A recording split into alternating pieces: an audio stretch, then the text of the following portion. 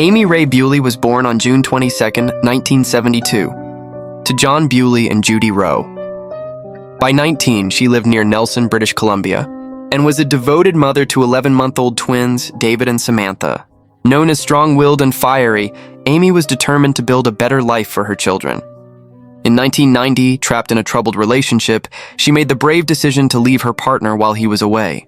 With help from friends, she moved into a trailer in Klein's Trailer Park, ready to start over. But on April 4, 1992, tragedy struck when her trailer erupted in flames.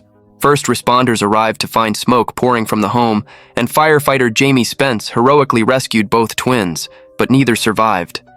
At first, police thought the fire accidental, but Amy's friend Teresa Coates insisted she never smoked in bed. Within days, investigators discovered Amy had been strangled before the fire was set, confirming it was arson meant to cover murder. Though many suspected her ex-partner, no one was charged. The loss shattered the Nelson community, inspiring the creation of the Amy Bewley Transition House in 1995, which has since sheltered thousands of women and children fleeing abuse. Her case also led to routine smoke alarm checks by the Nelson Fire Department. More than 30 years later, Amy and her twins' murders remain unsolved, but her name lives on as a symbol of courage and protection.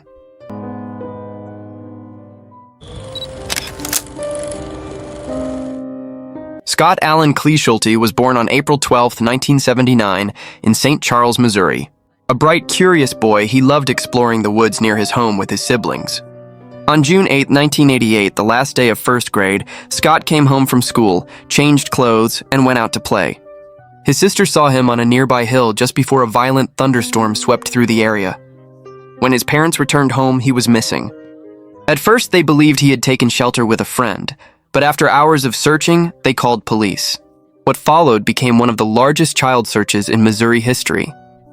Hundreds scoured woods, creeks, and storm drains, while bloodhounds traced Scott's scent toward a nearby construction site before losing it. Despite weeks of effort, no trace of him was found.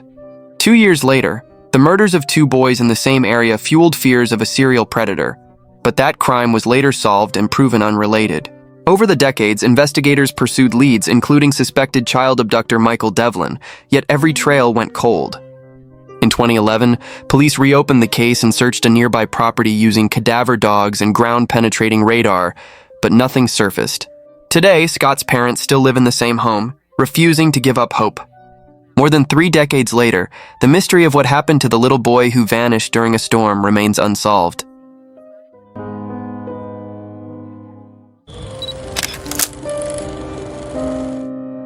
Shelley Cameron Morgan was born on February 2, 1950, in Iowa. A gifted artist and costume designer, she moved to England after marriage and had 2 children. In 1984, while preparing to restart her design career, she balanced motherhood with caring for her autistic son. On June 11th of that year, Shelley dropped off her children at school and went to photograph and sketch near the Clifton Suspension Bridge in Bristol. She never returned. 4 months later, children playing near Backwell Hill discovered her remains. She had been stabbed repeatedly in a brutal, sexually motivated attack. Her camera, carpet bag, and clothing were missing, likely kept as trophies.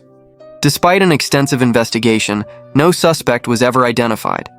Years later, police linked 2 postcards of local scenes, believed connected to her missing camera, to the case, suggesting the killer may have kept them. Detectives suspect convicted murderer Christopher Hampton, who killed teenager Melanie Rode 2 days before Shelley disappeared, and may also have been behind similar unsolved murders in the region. All victims were women attacked in areas where Hampton had worked. Though justice for Shelley has never been achieved, her story continues to haunt Bristol and stands as a reminder of the countless women whose killers walk free.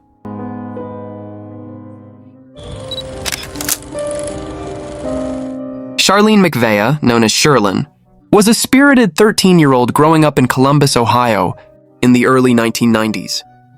Her childhood had been difficult. Her parents struggled with mental illness, forcing her into the foster care system. By 1991, she lived with a minister and his family on the city's east side and attended Johnson Park Middle School. On December 3, 1991, after being dropped off from school, she was last seen near the Columbus Public Library and Barnett Recreation Center. 2 days later, her body was found in a backyard only 4 blocks from her foster home. She had been beaten and strangled. The brutality of the crime shocked investigators, but despite interviews and cooperation from her foster family, no arrests were made. Her case received minimal media attention, overshadowed by larger stories of the time, and gradually faded from public memory. It was briefly revisited in 2015, yet remains unsolved. Sherlyn's death highlights the tragedy of forgotten victims, young lives lost without justice or acknowledgement, and the need to remember those whose stories never made headlines.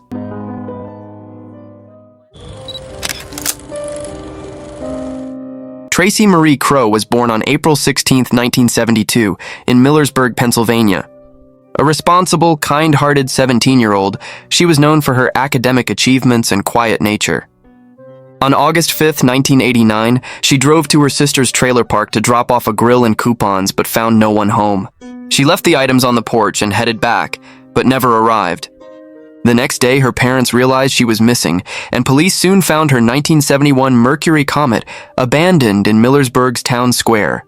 Witnesses saw a girl resembling Tracy sitting nearby that evening, but there were no further leads. 4 years later, fragments of her wallet and ID surfaced near a creek 9 miles away, reigniting the investigation. Over time, various suspects emerged, including a former boyfriend, but none were charged. In 2019, a man named Matthew Webster was convicted of perjury after lying about his knowledge of the case, and another witness faced similar charges. Then, in 2022, police named 89-year-old Mark Eugene Warfel, a man with a violent criminal history and ties to Tracy's family, as a suspect. He was later deemed mentally unfit for trial due to dementia. Despite extensive searches of his property, no evidence of Tracy was found.